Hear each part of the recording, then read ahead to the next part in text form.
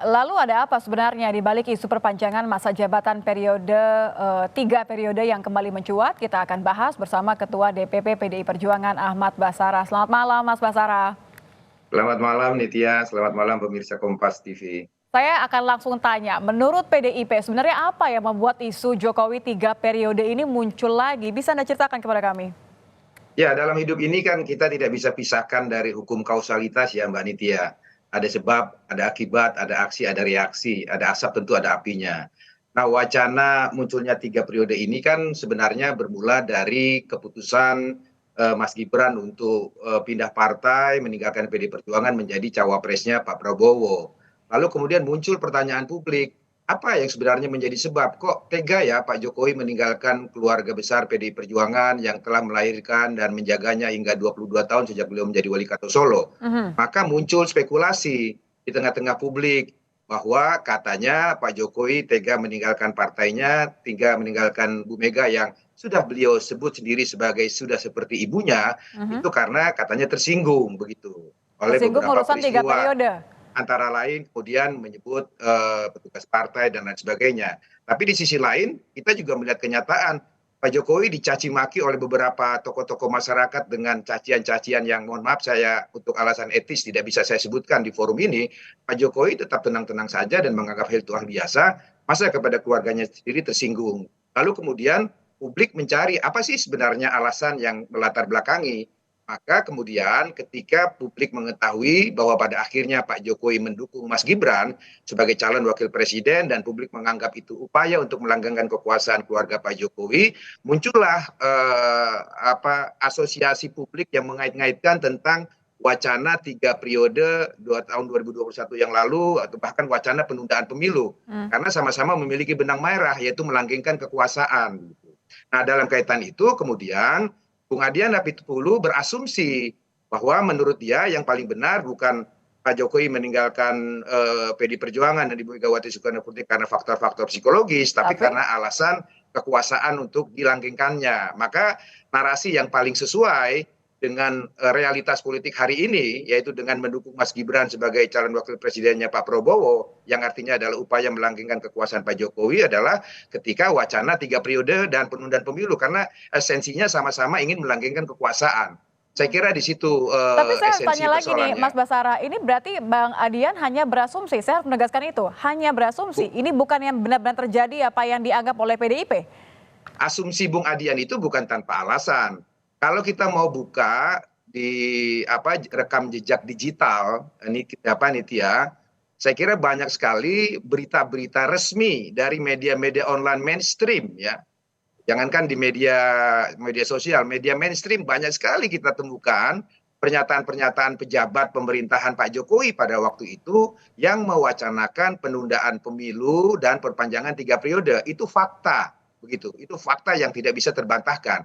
Jadi asumsi Bung Adian itu bukan asumsi yang imajiner, tapi asumsi yang berdasarkan fakta. Nah, karena pada waktu itu gencar sekali wacana mendorong perubahan Undang-Undang Dasar 1945 merubah masa jabatan presiden dari 2 periode menjadi 3 periode. Bahkan saya sebagai wakil ketua MPR RI dari fraksi PD Perjuangan yang sebenarnya mendapat mandat dari partai, dari Ibu Mega, dari Kongres Partai untuk menginisiasi amandemen terbatas Undang-Undang 45 untuk menghadirkan GBHN, diminta untuk menarik diri. Kenapa? Karena khawatir proses perubahan Undang-Undang Dasar itu ditumpangi oleh kepentingan-kepentingan lain, merubah pasal yang tidak terkait dengan GBHN atau Mhm. pokok-pokok haluan negara, begitu.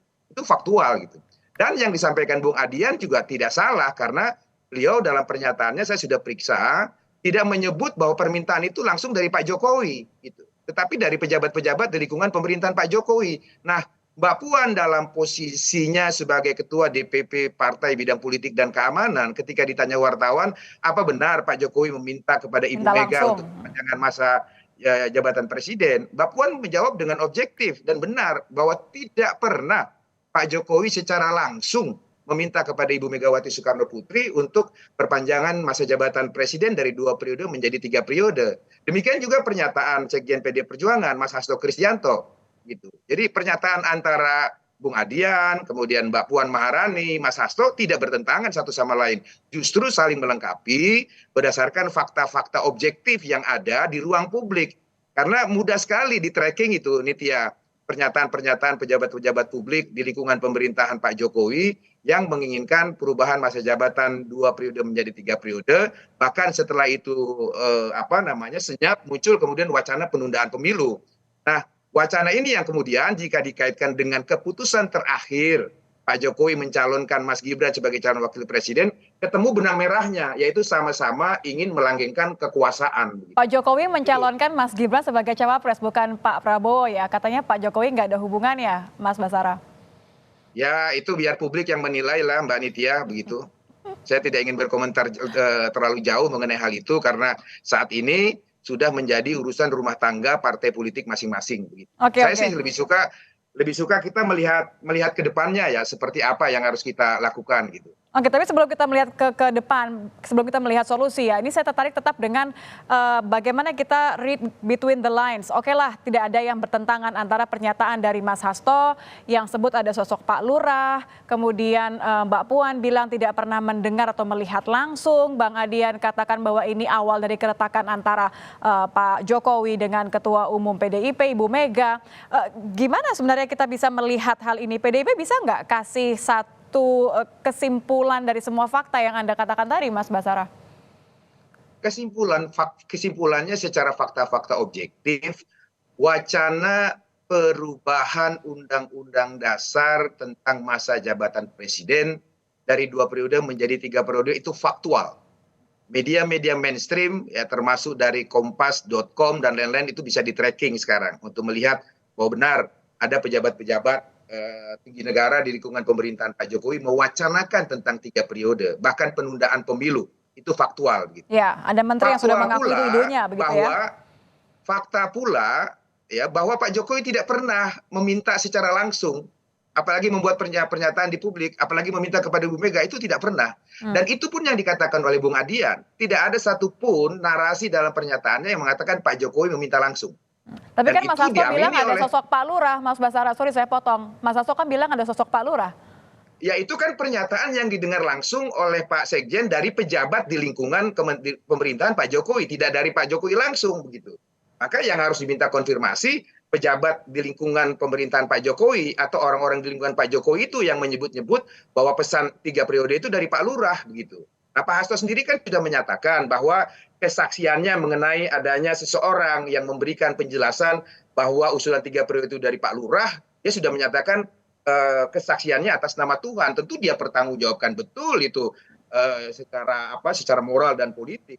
Oke, kalau Anda melihat dalam kondisi saat ini, terlepas dari oke lah kita tidak bisa minta langsung pernyataan sudah terjadi, Gibran sudah menjadi bacawa pres Prabowo, begitu ya Mas Basara. Tapi kalau dari kondisi sekarang, muncul lagi isu soal 3 periode, terkait lagi namanya Pak Jokowi, kemudian bersamaan dengan Gibran menjadi bacawa pres. Anda melihat seberapa besar dampaknya terhadap kondisi politik Indonesia, terutama menjelang pemilu ini? Ya ini tentu sesuatu yang tidak sehat ya, tidak edukatif bagi perkembangan demokrasi dan pendidikan politik bangsa kita.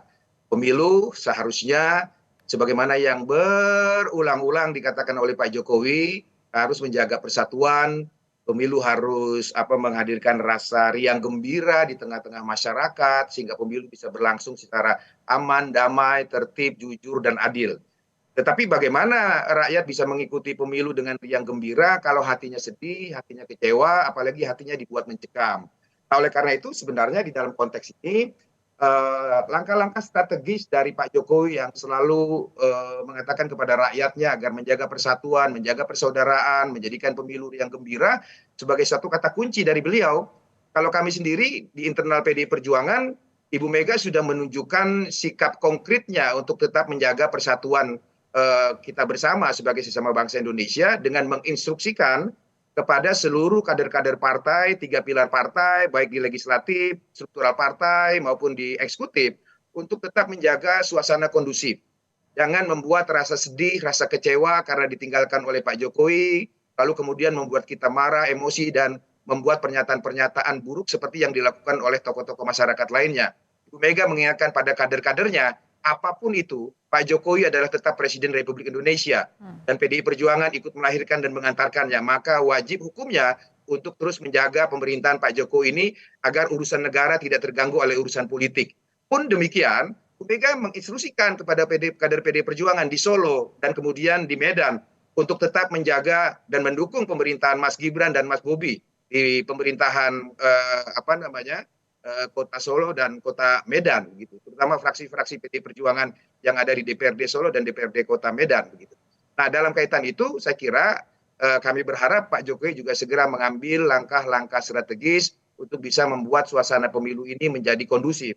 Apapun faktanya, PD Perjuangan hari ini realistis setelah ada 3 pasangan calon.